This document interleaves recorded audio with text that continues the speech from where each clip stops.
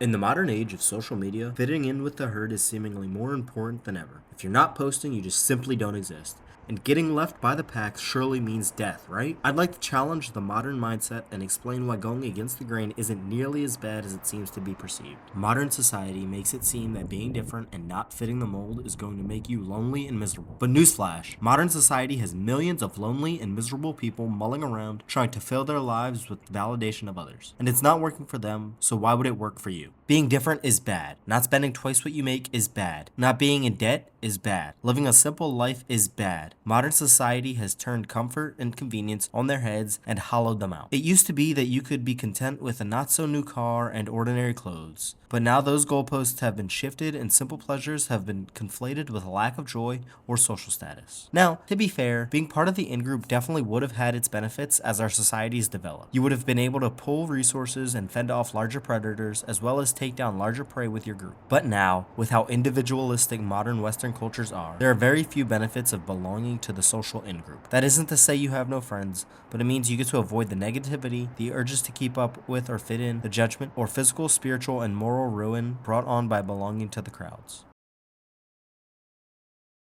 Going against the grain means forgoing the temptations leading millions to ruin every day. The status quo is destroying your body with drugs, alcohol, cigarettes, any number of thousands of different substances you can get your hands on. The social norm is an obsession with self-destruction, even guised as self-improvement. Spending every free moment in the gym, getting on gear to obtain the physique of all the influencers bombarding your feeds. These pressures weigh on all of us and eat away at our self-worth when given the opportunity. For that reason, it is your job to shut out the noise and set your own standards.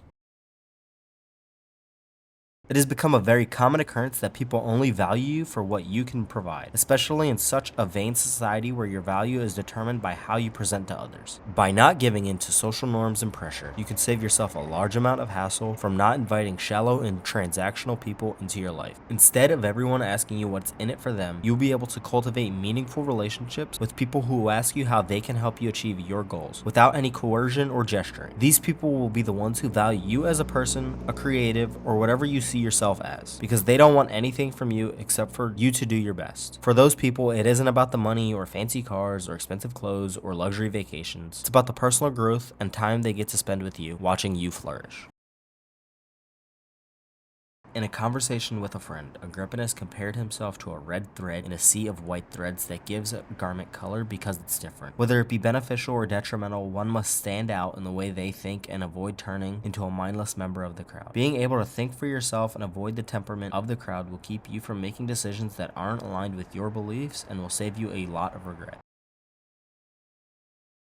Epictetus, in one of his lectures, stressed the importance of being seen as foolish and unskilled in order to learn. He stated, "If you want to improve, be content to be thought foolish and stupid with regard to external things." So often it is implied that being uneducated about something is a bad thing. So everyone walks around lying to themselves and one another, missing every opportunity to learn things they don't actually know. Because being seen as an intellectual is more important than actually understanding the material life is given.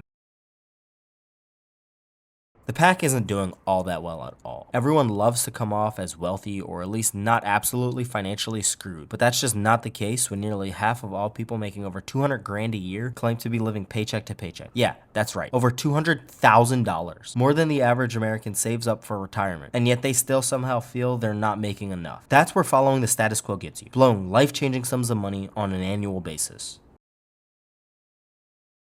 Crashes breed wealth. Not only are there people losing their entire salary, they're losing their future. They could very well be millionaires several times over if they just invested their money, especially during market crashes, when everyone is running with their tails between their legs. As Warren Buffett says, it really is good to be greedy when others are fearful. Just think about the compounding growth that's sitting there waiting for you when the market does eventually rebound. It's like a Black Friday sale for your retirement. The biggest detractor to American wealth is by far how much people are willing to pay for cars, as they've become much more than just utility. They're the largest status symbol one can have, and for what? So the guy next to you at the red light or in the gas station can gawk in awe for 12 whole seconds? The country is literally driving around its wealth, with the average monthly payment for new cars being $748 and the payment for used cars being $532. Being able to lay the public opinion aside when making this decision could be the most influential financial decision you could make, even more so than the house you buy, since houses generally appreciate and are much more long-term purchases, allowing you to amortize them over longer time frames. If you can make just one lifestyle decision that will change the trajectory of your life indefinitely, your car purchasing habit would be the one. Hold on to that old car just a bit longer. Buy the car you can actually afford, disregard the masses, and live life with peace, security, and tranquility, knowing you're not the average. If I had followed the multitude, I should not have studied philosophy.